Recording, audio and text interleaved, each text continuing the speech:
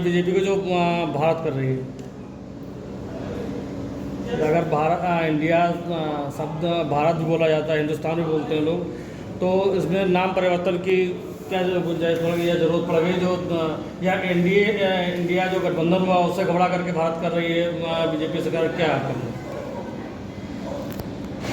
मैं हरिराम चौबे, हिंदू राष्ट्र निर्माण संघ, आपके चैनल के माध्यम से आपके द्वारा पूछा गया प्रश्न आपने मेरी मुँह की बात सुन ली और इस पर हम लोग बहुत दिनों से मुहिम चला रहे हैं कि इंडिया शब्द को विलुप्त कर भारत, हिंदुस्तान, आर्यवर्त इसका नाम रहे।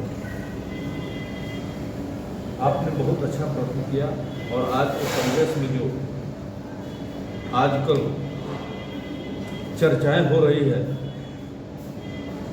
मैं इसको आपके सामने एक तथ्य रखना चाहता हूँ। 4 जुलाई 1947 को ब्रिटेन के संसद में एक रेजुलेशन पास हुआ और उस रेजुलेशन में ये था कि 15 अगस्त 1947 से 2 स्टेटों का उद्भव होगा, एक का नाम इंडिया, दूसरे का नाम पाकिस्तान। आज जो हमारे यहाँ चर्चाएं हैं कि हम आज़ाद हैं, आज़ाद नहीं है, और उसी इंडिया के नाम पर पावर ऑफ ट्रांसफ़र हुआ और उसके उत्तराधिकारी जवाहरलाल नेहरू बनाए गए थे और ये भी तथ्य आपके सामने आ गया है।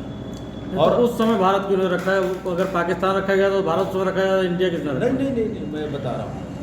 जब ईस्ट इंडिया कंपनी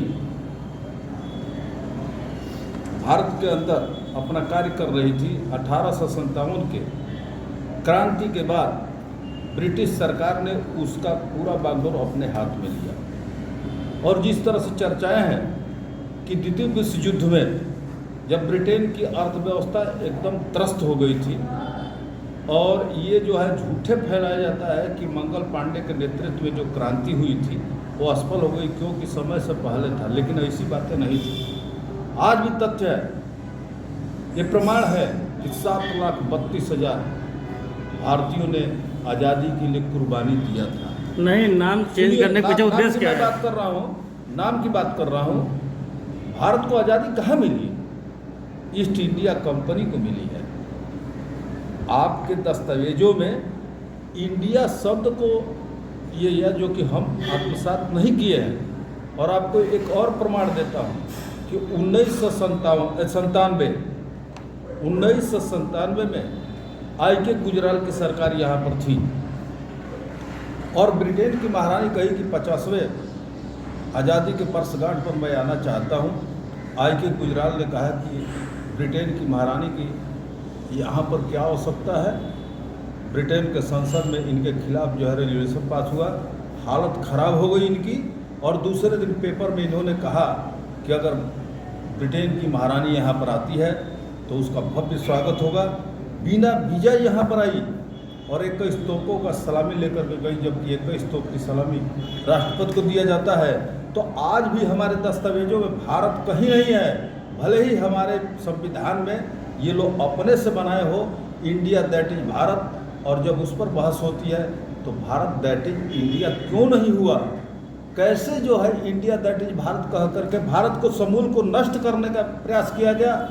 और सुनिए, दूसरी बात यह है कि भारत के अस्तित्व, भारत की तकनीकी, भारत के संस्कृति को नष्ट करने का प्रयास जो है यूरोपियन कल्चर से हुआ है, यूरोपियन राष्ट्र से हुआ है।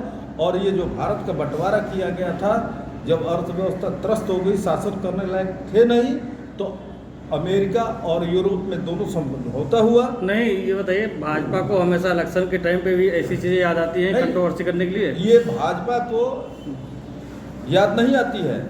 जब इलेक्शन होता है तब इस तरह कुछ ना कुछ ये बात सुन लीजिए, चीज़ें ला करके छोड़ देते हैं कि इससे विपक्ष हताश हो जाए और उसको गुमराह करने के लिए, जनता को गुमराह करने के लिए हताश नहीं। राष्ट्रवादी चीज़ों को ला करके सामने परोस देते हैं। नहीं, मैं बता रहा हूँ, आप एक पत्रकार हैं और गूगल पर आप सर्च कर लीजिए। जब 2014 में नरेंद्र मोदी की सरकार बनी है, शायद विश्व का माना हुआ अमेरिका, जो एक नंबर का देश जो कहा जाता है विकसित, न्यूयॉर्क टाइम उसका पेपर पहला पृष्ठ पर पहले कॉलम में जानते हैं क्या छपा है कि आजाद भारत में इतने अंतराल के बाद पहली बार भारतीय सरकार बनी है जिन्होंने किसी भी राष्ट्र का दबाव नहीं माना और किसी ने ये नहीं कहा कि मैं आपके यहाँ आऊँगा इस सेरेमनी पर। आज जो भारत के अंदर सरकार है, एहसास करा दिया पूरे विश्व को कि भारत में पहली बार भारतीय सरकार बनी है। और आज से नहीं, इस पर जो है सरकार का और नाम का क्या लेना देना है?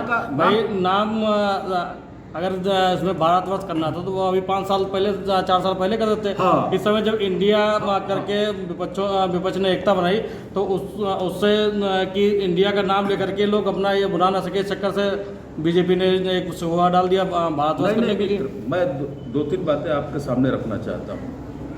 पहली बात कि अगर आपसे पूछा जाए क्या हमारा देश संविधान से चलता है कि संवैधानिक विधि से, बड़े बड़े लोग नहीं बताएंगे। अगर आपका संविधान 1950 में लागू हुआ तो आप ये हमको बताएं कि उसके पीछे लीगल फोर्स क्या थी, किसके ताकत पर वो संविधान बना, ये लागू किया गया। वो जनता का था नहीं, जनता की सरकार कोई थी नहीं 1950 में, वो तो अंग्रेजों